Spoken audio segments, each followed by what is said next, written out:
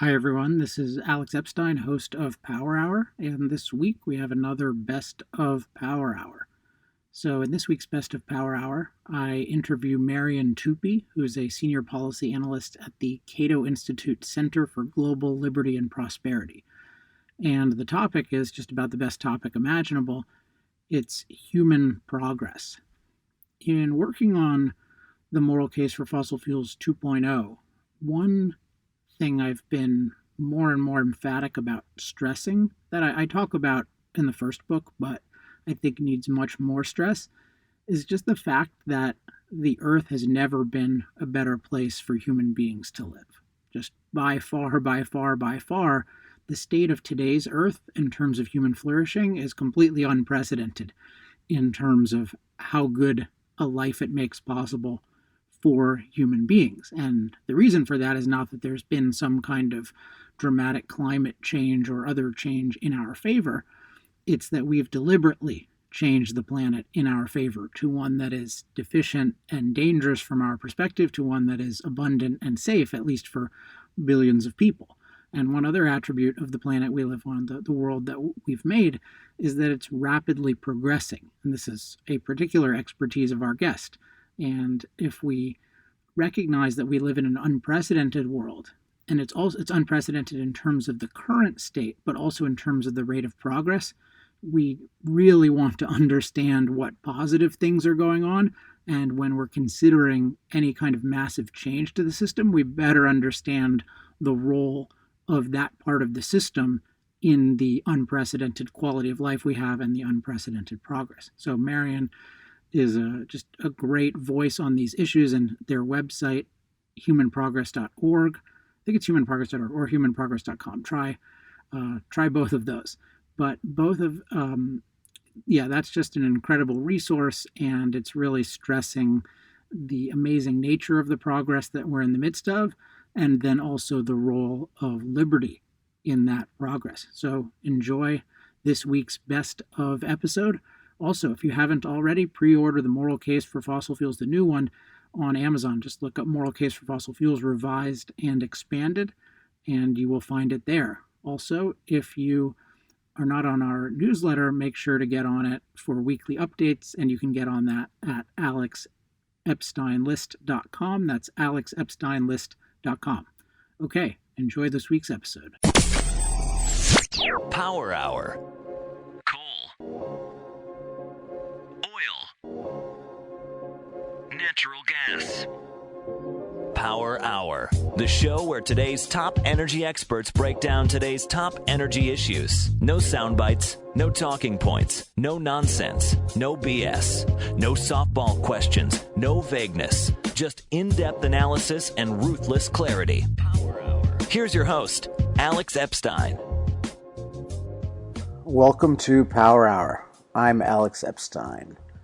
Well, it's been a little while, but we are back, and actually I have another interview that's going to record very soon, so we will be back again soon.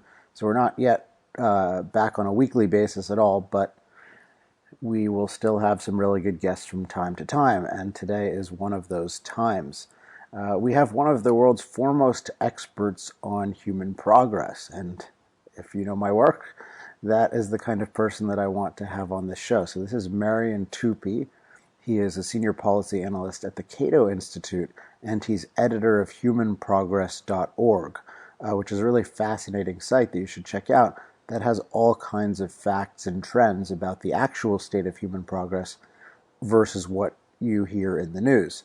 So lots of different aspects of the issues that I wanted to discuss with Marian, so I brought him on. And we will cover a whole range of topics. So it's hard to even summarize, except to say that we're going to learn a lot about what is the state of human progress, what's holding it back, and what can move it forward, and what can we do about it. So hopefully that's appealing, and enjoy the interview, and I'll talk to you on the other side. Power Hour, because what you don't know about energy can kill you. Here's Alex Epstein. We are joined now by Marian Tupy, Senior Policy Analyst at the Cato Institute Center for Global Liberty and Prosperity and editor of humanprogress.org. Marian, welcome to Power Hour. Thank you for having me. All right. Well, listeners of this show know that I'm very interested in human progress, so the selection of you as a guest is a no-brainer. I want to go back in time. How did you become interested in the issue of human progress and its connection to liberty? Thank you very much. Well, back in 2008, you will recall when the Great Recession started, the newspapers were filled with stories about the end of capitalism, end of democracy, end of the West. Everything seemed to be going in the wrong direction. It was right at that time that I came across, or roughly at that time, that I came across writings of Matt Ridley, the British journalist, who published a fascinating book called The Rational Optimist. And the book was basically making a point that it's specialization and trade between people that makes us better off. And he fills the book with fascinating statistics about all sorts of things, from the amount of time it takes to purchase an hour of reading light today as opposed to 10,000 years ago, to whatever you can think of. And basically, when I was reading these statistics, it occurred to me, look, I'm paid to know about how the world is getting better, and yet I didn't know about much of this research that is out there. And wouldn't it be cool to collect as many statistics about human well-being and put them up in one place that people can go to and interact with the data, create charts, send them to their friends, email them, include them in their articles. But the main thing we wanted to accomplish was really to bring it all together, bring together disparate statistics from a variety of sources, from the World Bank to the IMF to the United Nations to individual scholars who are laboring away at universities and who may have access to a lot of data that other people don't get to see. And so it was the combination of my desire to really spread the word and to spread the data amongst the members of the public, and also the dire predicament that capitalism and liberal democracy seem to have been at the same time, that was at the birth of human progress. And just to round off a very long answer,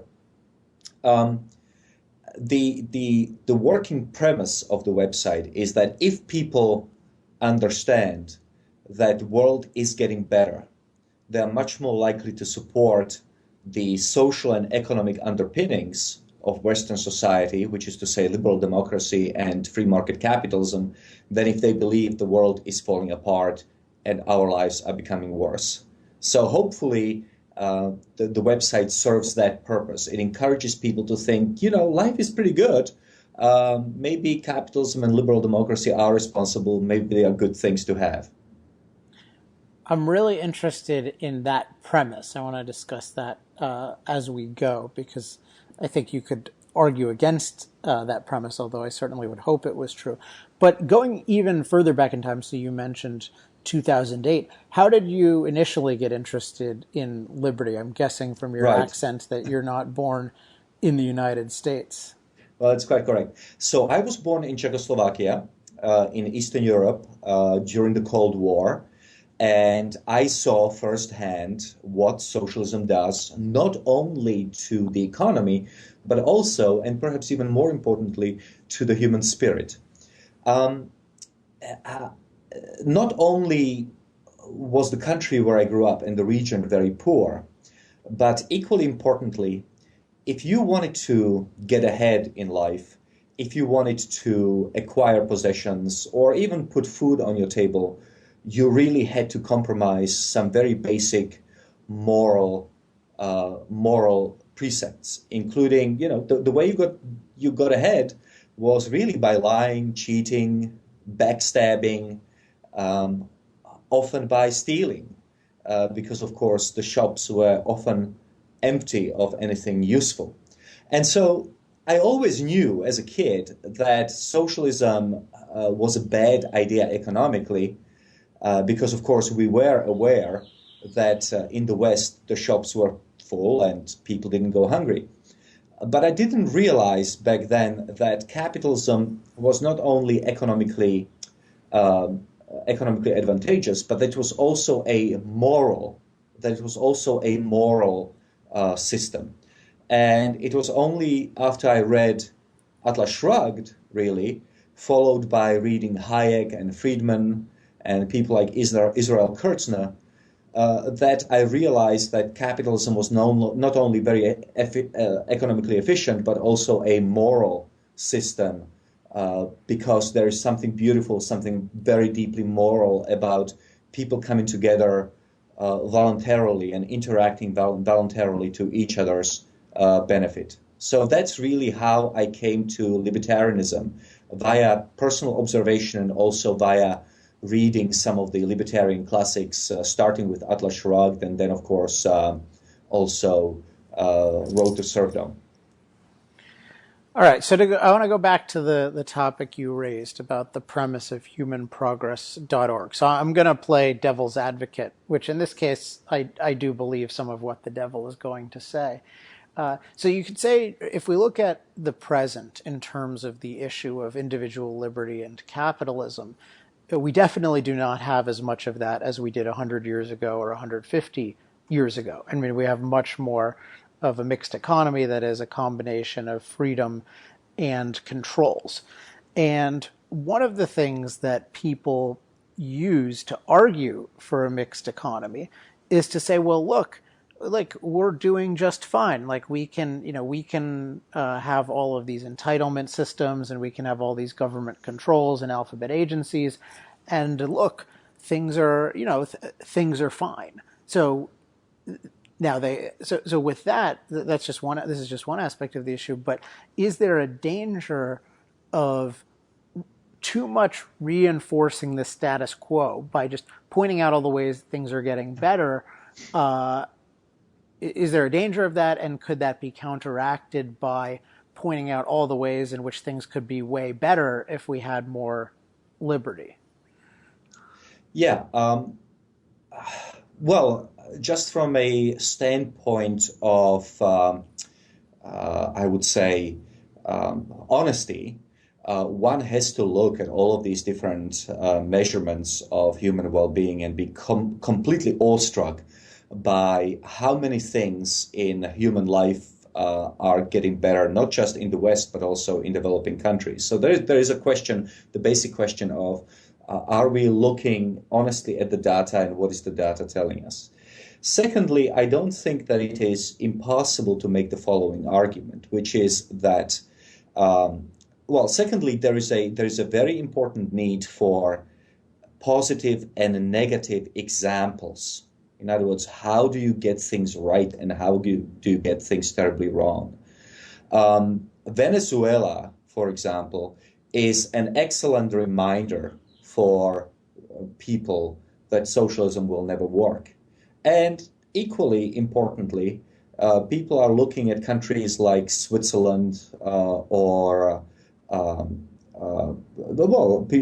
Switzerland or New Zealand or Australia, countries which are more economically free than the United States, and are seeing that these countries are doing very well, that they are growing at a faster click than maybe some of the social democratic European economies. So I think there is a scope, a place for reminding people of the good and the bad examples, and perhaps comparing the United States, which historically grew faster than continental Europe, which is growing at a slower pace, but also comparing the United States with faster growing economies like Hong Kong and Singapore. Third point that I would make is that there is obviously a lot of work for us, people like me and you, to remind people that if the economy slows down under the weight of debt, under the weight of regulations from 3% to 2%, that is not a reduction of 1 percentage point. That's a reduction of 1/3. That if we can return back to our historical growth here in this country, in the United States, to about 3 to 3.5%, as opposed to the current 2, everybody will be better off, because in the long run, the wealth accumulates at a much faster pace when you're growing at 3% rather than 2. So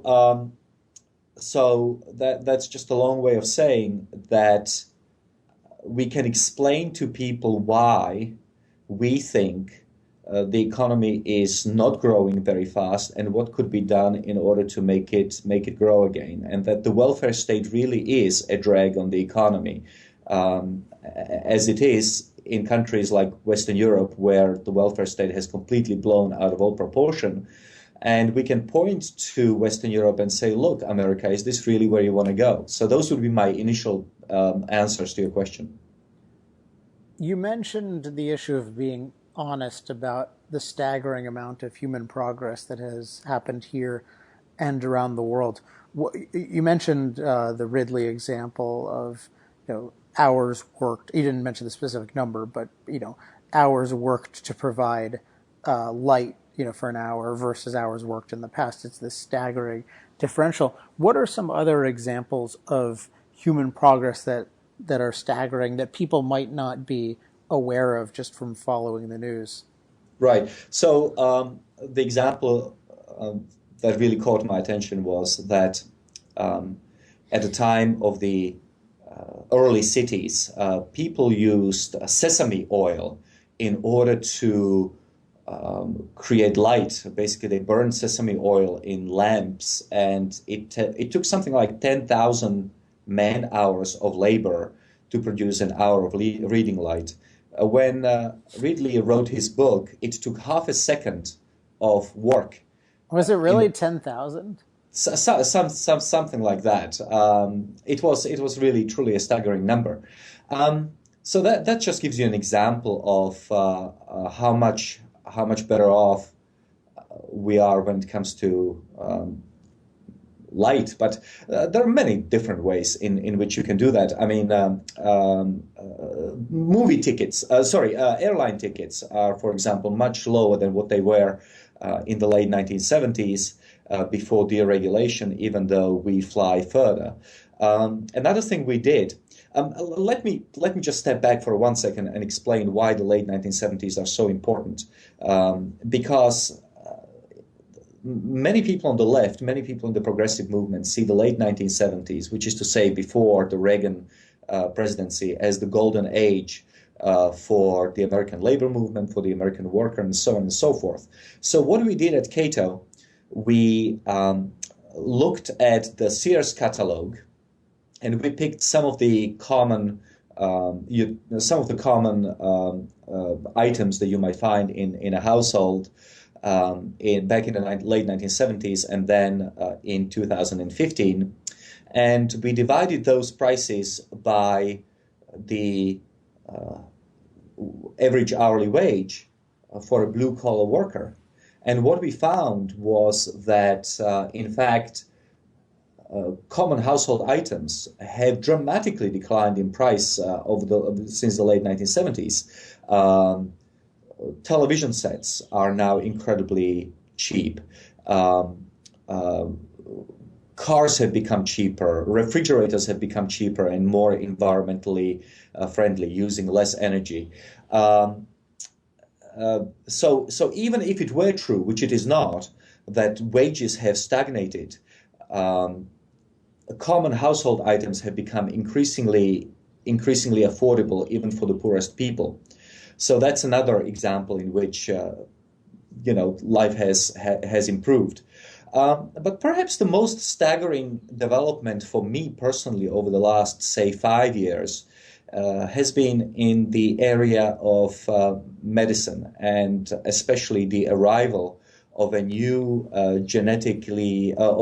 gene slicing technology called CRISPR-Cas9, which is about 2 years old and really is an extraordinary feat of human ingenuity. It enables us to very precisely cut the DNA and enable us to do things like improve crops at a much faster tick, also to eliminate illnesses in unborn babies. It's a truly, but also, for example, it will enable us to cut the DNA and to alter the DNA of viruses that could be potentially harmful to human beings, everything from HIV/AIDS to cancer. So it's a very exciting time to be alive because we are getting better at not only improving our lives, but also extending our lives and extending the number of years of our lives when we are healthy.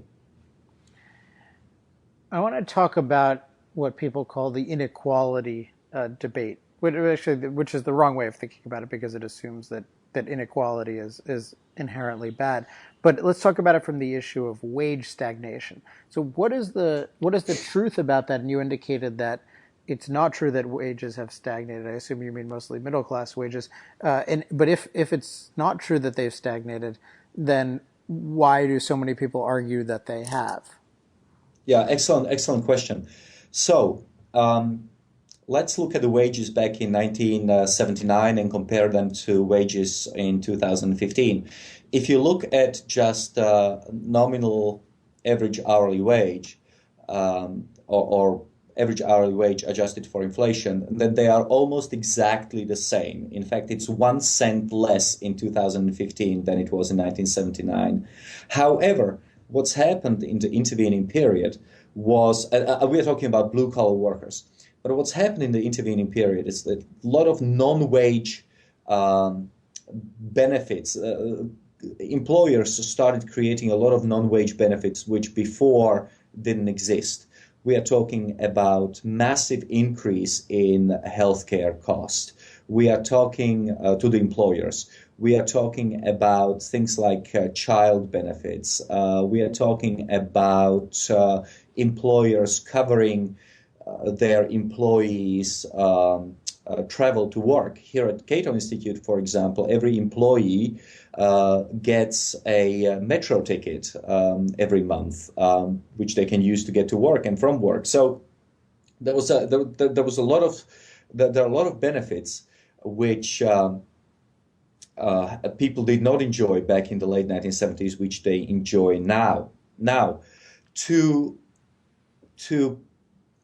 put over that, or rather to how should I put it, to increase the complexity of the matter, is that it now seems that the wage stagnation that so many people are talking about may be an artifact of statistical mismeasurement. Robert Samuelson had a fascinating article in the Washington Post explaining that mean wages are being dragged down by the fact that so many elderly people who earn a lot of money are now leaving the labor force, whereas a lot of young people who don't make much money are entering the labor force. So once you account for the aging of the population, in fact, the wage stagnation doesn't exist. So there's a lot that goes into it. Now, we are talking just about wage stagnation. If you're talking about inequality, then you get, of course, into the Piketty territory. And I think that Piketty has been rightly attacked for really cherry-picking his data. Do we have time to go into Piketty? If you think it's important, we have time. Yeah. So basically, Piketty, for some reason, has decided that the best measurement of inequality, income inequality, is to look at pre-tax and pre-welfare transfer incomes in the United States. So what that meant was that the statistics which he used in his book ignored the fact that the richest people, who of course earn most income, also pays the most taxes. And it also ignored all the social transfers which people at the bottom of the income ladder enjoy. And so when CBO looked at the rise of inequality, they found a substantially lower rise in inequality than Piketty. Piketty's statistics showed that the richest 1% of Americans earned something like 20% of the national income. The CBO showed that they earned after tax and after welfare transfers about 12% of the national income. So that gives you a sense of the kind of mischief that you can get into if you cherry pick your data. Got it. How familiar are you with the debates within the tech world about how much progress has been made? For instance, Peter Thiel, who's I'm right now in Silicon Valley, has expressed certain strong views that progress is slowing a lot, particularly in the material realm. Other people, and Tyler Cowen had, I think, the Great Stagnation. Other people are saying that's not true at all. It's moving faster than ever. And I saw a debate with Thiel and Eric Schmidt, who's sort of a mixture on this issue himself. But Thiel was citing statistics saying that I forget the years, but it was something like between the 20s and the 70s, you had all these major kinds of innovation and dramatic increases in wage growth. And whether we've had any since then, they've been much smaller. And he's arguing that shows a slowing of progress. To what extent do you think that's true? So I'm not a specialist on this. I would simply say the following. Even if it were true that by some measure there's less innovation going on than, say, 30 or 40 or 50 years ago, that still doesn't tell us what will happen in the future and how much innovation there will be in the future. The reason why I think that's important is because we have, of course, been here before. There have been times when a rapid development of new technologies was followed by doom and gloom of people making ridiculous arguments, such as we might as well close the patent office in the United States because everything that could have been discovered was discovered. I can't quite remember who the person was who said it, but somebody has said it and written about it in the early 20th century, a long time before we went to the moon and developed solar energy or what have you. My point is that we cannot know what will happen in the future. I am very optimistic. Why am I optimistic? Because I believe in the fundament of Matt Ridley's observation, which is the following. Human progress is really an outcome of trade times people. In other words, the more, or rather interaction between people. He calls it ideas having sex. In other words, the more people you can connect together, the more you are likely to come up with solutions to problems. If something staggering was discovered in Europe in the 15th century, it would take 3 months for it to reach eastern coast of the United States. Now it takes 3 seconds. And of course, today we have many more people than we did before. So bringing all of these people together via the internet and letting them interact, I think, by definition, is going to produce much more innovation than was possible before.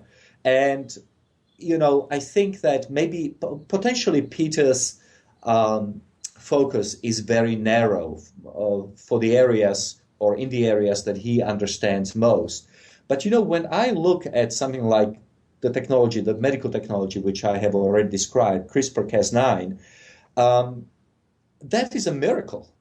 And it really is 2 years old, and it has a potential to change our lives in truly magnificent ways. So seems to me that there is grounds to be for optimism. Yeah. So here's my view on some of these issues. So if we take Ridley's idea, about ideas having sex, and it's really all about the exchange of knowledge and the increasing speed at which knowledge can be acquired and disseminated and built upon. But an aspect of that and the connection to human progress is to make progress, to be progressive, that knowledge has to be implementable. People have to be free to use it in reality, to take action on it. And that's where one observation of Thiel's and one of the fundamental observations of Center for Industrial Progress comes in, which is that we live in a world where technological advance is permitted and encouraged in a few realms, namely those realms that are considered to have a small footprint. So that would be digital technology, including software, and then medical technology. But in realms considered to have a large footprint, technology and development are widely opposed by the green movement. So you see this in infrastructure, for example. I'm in San Francisco right now, and you think about has maybe the highest concentration of smart people in the world, and they can't get their act together with traffic because you're not allowed to build anything, and they're actually closing off roads as the population expands. You see this with energy, where the number one form of energy that improves human life, hydrocarbon-based energy, is under widespread attack. You see this with nuclear energy, whose development and advancement was basically stopped in the 70s by pseudoscientific hysteria. So Thiel has this term, and I just keep mentioning him because he happens to say a lot of the things that interest me. He talks about atoms versus bits. Like it's very hard for us to move atoms. It's very easy for us to move bits. So you have more and more people in the realm of bits, which is amazing. But what I think of is, what if we were allowed to move atoms? How many amazing things could we be doing? Would we have the proverbial flying car? And I think we would if we had liberty in those realms. So for me, it's a huge point to advocate morally that it's good to transform nature, and then politically that we be free to do so, because I think we're leaving a huge amount of progress on the table, and I don't think most people are aware of it. Yeah, when you talk about, you're of course a moral philosopher, and let me pay you a compliment. I watched your exchange in Congress with Senator Boxer, and I think that what you were saying was absolutely spot on. This is a moral issue, which of course she couldn't see at all. But enabling people, especially the poorest and people who haven't really participated in global economy before, allowing them to grow, and they can only grow via via fossil fuels, is actually very important, not just economically but also morally. So let me congratulate you and thank you for being such a vigorous advocate for these voiceless people. On the broader question, I of course agree with you. There is a great danger that some of this progress that is being made or could potentially be made will be suffocated by regulations and prohibitions. We see that GMOs, for example, continue to be banned in Europe, even though there is now a complete scientific consensus that GMOs are safe. Europe also bans, by and large, fracking, which we know has had such an incredible, has given such an incredible boost to the American economy, lowering our energy costs and so on and so forth. But again, once again, maybe I'm just a habitual optimist, but I would see two reasons for optimism. One is that regulations and prohibitions can often be gotten rid of if they harm the people who are generally in favor of them. So let me give you an example. Washington, D.C. is an uber regulated, uber progressive city, very left-wing, and yet we enjoy Uber and Lyft, even though they had they had displacing effect for the cab driving lobby here in the city because people just want to use it. Okay, so even though it's a tremendously left-wing city, this the sharing economy has been given a green light because it benefits even people who generally don't support capitalism. And the second thing is, again, is the importance of good examples. So much has been made, for example, of the fact that a lot of Californians moved to Texas to live there because it is a much less regulated environment, and you don't have to be stuck in traffic for hours, and you don't need to have X number of permits and very high level of taxation in order to live in Texas as opposed to California. So I suspect that over the long run, what's going to happen is that the wealthy and the doers in the society are increasingly going to be choosing those jurisdictions where they can apply themselves, create positive change for the rest of humanity, and also make some money in the process. So that's essentially my point, is that I think so long as human freedom is preserved somewhere in the world, it will flourish there, and it will show to the rest of the globe that things can be done in a better way. One observation about Uber and Lyft, to my point about invoking Peter's atoms versus bits thing. It's always easier to innovate, and it's always harder to stop innovation with existing infrastructure. So even with fracking or shale energy technology, the government wasn't able to stop it in the way that it would have been able to. It would a new technology, like if there was something like drilling in the Arctic or something that's considered a new type of thing. And while there was this union situation and entrenchment, that's like a moral issue that people, I think, care less and less about. But there was already this physical infrastructure of people drive cars.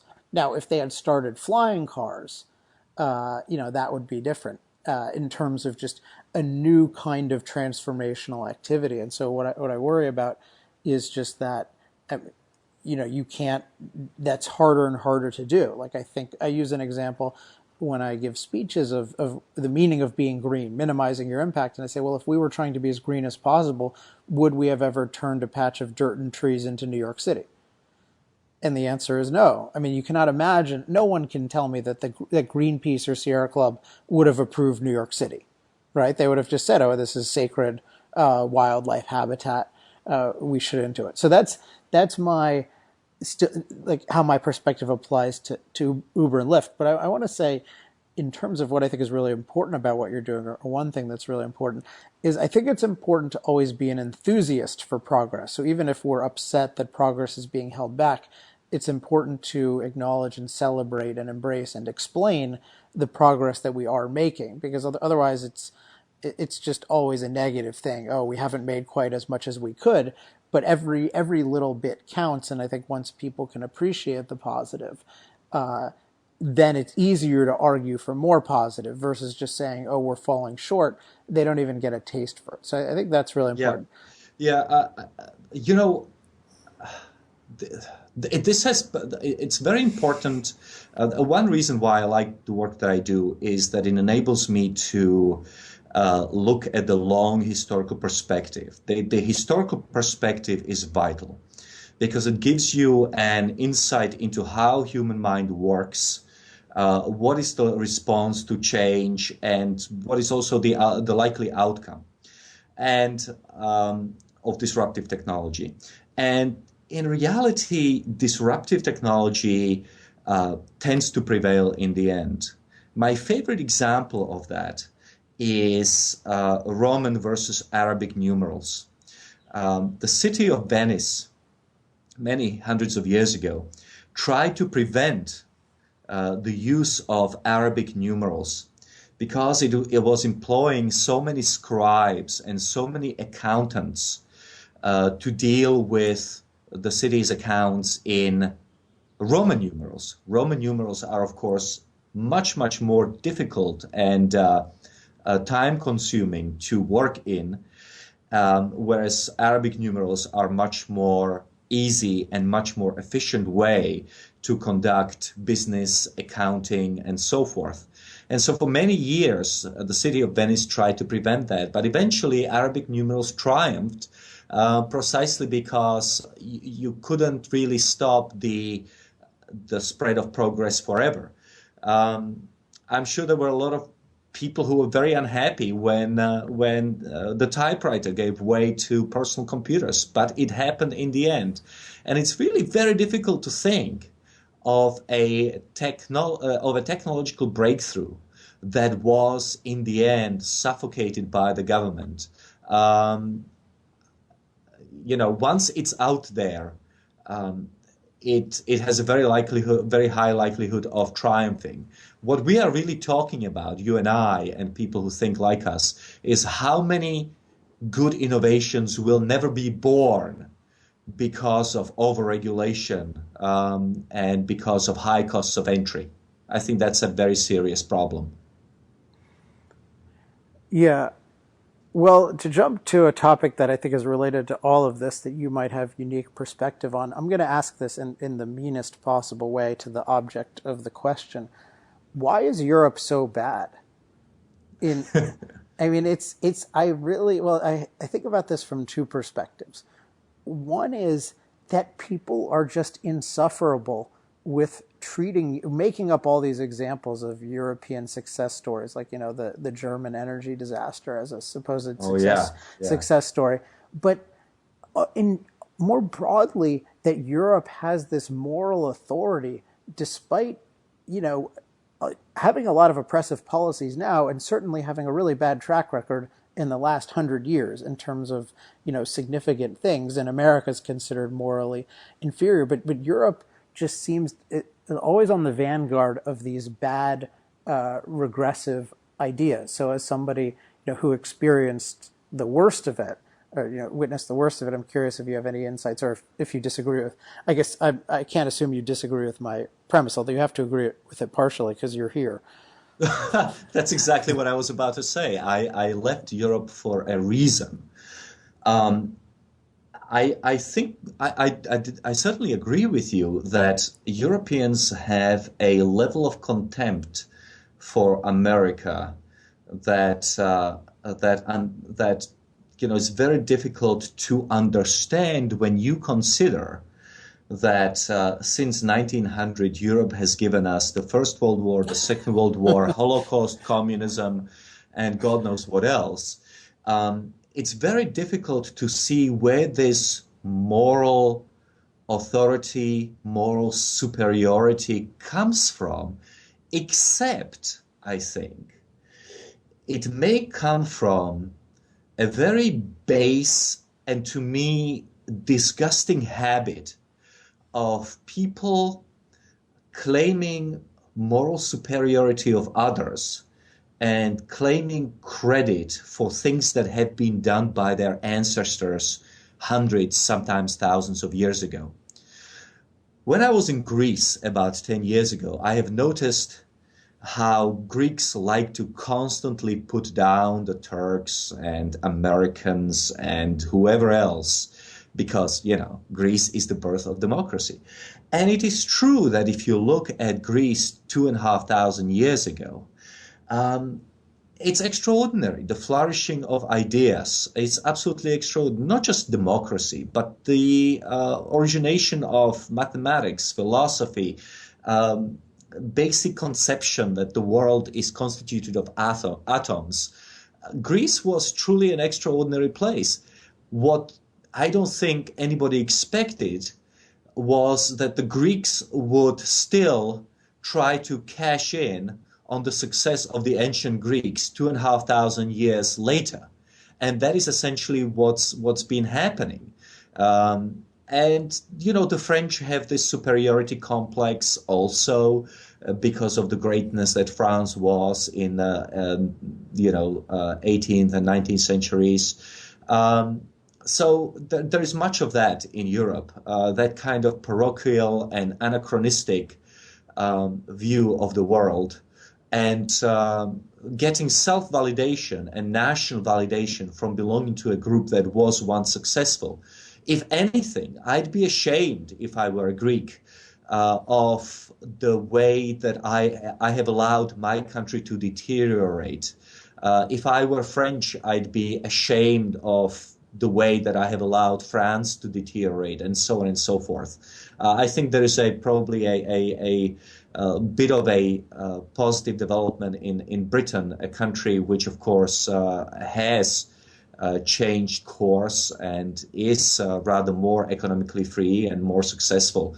But continental Europe, I'm afraid, is truly beneath contempt when it comes to its failure, really, to build on the tremendous legacy of European history, and its contempt for the United States, which of course came to European rescue twice in the last century alone, 3 times if you include communism.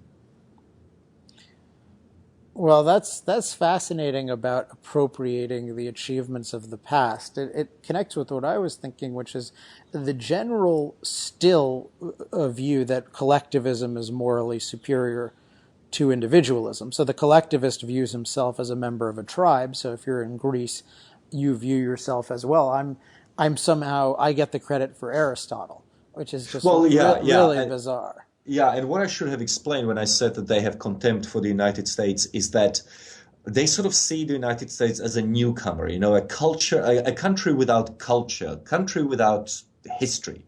But if you look at, for example, the number of orchestras per capita, United States is doing much better than Europe does. Europe has a lot of culture in a sense that it has a lot of museums filled with stuff that was produced by Europeans over the last 2,500 years, but it is not on cutting edge of culture and art and so forth today, with the only exception of maybe London and possibly, well, London really. So yes, they do have this collectivist appropriation and also this rather unfortunate dismissal of the United States, neither of which I share. Yeah, so if I think about going to Europe to experience the culture, it really is going to the museums to experience what used to be the culture, not experiencing the current culture. Yeah, and the glorious cathedrals and the music, all of which have been produced, centuries ago. I don't want to, don't give you. I don't want not to give Europe its due. After all, breakthroughs, scientific breakthroughs, cultural breakthroughs, especially scientific breakthroughs, still take place. But it is certainly not what Europe used to be. It's not the driving force in the global economy, global culture as it used to be before. That's really fascinating. All right. Well, as we wrap up, any other points about human progress or anything you want to elaborate on that you think we haven't covered that the audience would benefit from? All I would say is that I encourage people who may get disappointed, disheartened, to always look at matters from a historical perspective. In other words, the progressives compare today with future perfect. Conservatives and libertarians compare, or ought to compare, today with past imperfect. And if you look at history and the extraordinary poverty and destitution and desperation, hunger, cold, wars, diseases that people have been exposed to, having a historical perspective, I think, must make you appreciate that you live today and really be happy that you are alive today and be thankful for everything that we have. And that is really the attitude that I have. And I have to say, and I hope it won't sound too cheesy, but I think that it made me a happier person. working on this subject of human progress, because I can now appreciate holistically what a great life I have to 99.9% of people who came before me. And it's a marvelous place to be in, mentally and intellectually. Just as a plug for a thinker I really like named Dan Sullivan, who happens to be, he's probably the top business coach in the world. He runs a company called Strategic Coach that I participate in as a student. And he has this great concept called the gap versus the gain. And the idea is that people who live in the gap are always just comparing their present to an undefined and unattainable future. And that causes a lot of misery. And what he does is he considers his present every day to what it was the previous day. So he talks about the gain every day. And if you take the perspective of the gain, you're happier and you're much more motivated to make progress toward your goals in the future. Whereas if you're always looking at everything from the perspective of it hasn't met this sort of hypothetical standard of perfection, there's always this gap and it's miserable. And he also has a related expression called progress, not perfection, which I also like. So I can totally imagine how doing that as regularly as you do would lead to happiness. And I think that the people, by checking out the website humanprogress.org, will find a lot of really fascinating stuff, and also reading your work will find fascinating stuff. So Marian, thanks so much for being on the program. Thank you for having me. All the best. Thanks again to Marian Tupy for being on the program. I think it's worth re-emphasizing his point near the end about gratitude and happiness as it relates to human progress. At any given time, at any given point in history, you can always look at what you don't have, what hasn't happened yet, and to a greater or lesser degree, there will always be different kinds of problems, some of which are outside your control, some of which you can do something about. So today is an era where there are a lot of problems. I think in many ways the culture has decayed, and a lot of my work is trying to counteract that. But I think overall it's very hard to argue against the idea that this is the best time by far to be alive. And so if we can't enjoy ourselves in the best time ever to be alive, there's something wrong with that. And one way to right that is to really appreciate how far humanity has come, and to appreciate those advancements, and to appreciate the people who've made those advancements possible. And I think that that kind of appreciation will create more motivation to make things better, versus bemoaning the fact that we don't have a perfect world, which I think can cause just a lot of inaction. So I always I've only talked to Marian a couple times, so I always is a bit of an overstatement, but when I read him, I always enjoy that aspect of his work, and talking to him, I enjoy that aspect. He's definitely that way in person, so that's a good lesson for all of us to take. I want to mention, as I have many times, in a sense, this program is sponsored by the How to Talk to Anyone About Energy. This is the course that teaches you how to reframe any discussion that you have about energy, or really anything else, so that it goes really well instead of going really badly. And I am now in San Francisco for the next couple months, and this is a place where you can imagine there would be lots of potential for discussions to go badly, and mine have been going really, really well, even when dealing with people you might not expect. So it's all about using the principles in that course to reframe the discussion from the beginning, so that it turns into a constructive learning experience where people are open to new knowledge, and where they're focused on the right things, like maximizing human flourishing rather than minimizing human impact, where they're thinking in terms of the full context, and as against just looking at everything out of context. So it's a really effective framework. I use it all the time. I think you'll benefit from it too. And I figure promoting this is a lot better than promoting the underwear commercials that exist on a lot of the podcasts that I use. MeUndies.com, if you get the joke, has not yet contacted Power Hour, and I don't think we're going to become a I don't think we would be a promoter even if they did. So yeah, check out How to Talk to Anyone About Energy. That's at energychampion.net. And of course, if you haven't checked out The Moral Case for Fossil Fuels, or you haven't bought a lot of copies for your friends, go to moralcaseforfossilfuels.com. Now, both of those are very affordable resources. If you want a free resource that we just created, check out industrialprogress.com/fossilfuels. industrialprogress.com/fossilfuels. This is a 2-page summary of the moral case for fossil fuels. And I think it's a pretty good one. And it's a great thing just to, if someone expresses interest, just send it to them. They can't say, oh, I don't want to buy a book, or I don't have time to read a book, or I don't have time to listen to a podcast. In 5 minutes, they can really get an idea of the framework of the book and some of the most powerful facts that are in the book. So industrialprogress.com/fossilfuels. And while you're on industrialprogress.com, go to the front page, just industrialprogress.com without anything else, and make sure you're on the newsletter. Also, Facebook, Twitter, etc. Just look up Alex Epstein, and you will be good to go. Lots of stuff going on, some of it in the background, working on a new website.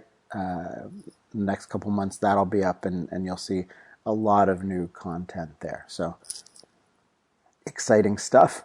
And I hope you enjoyed this episode, and we have another episode coming up quite soon, so I hope you enjoy that one as well.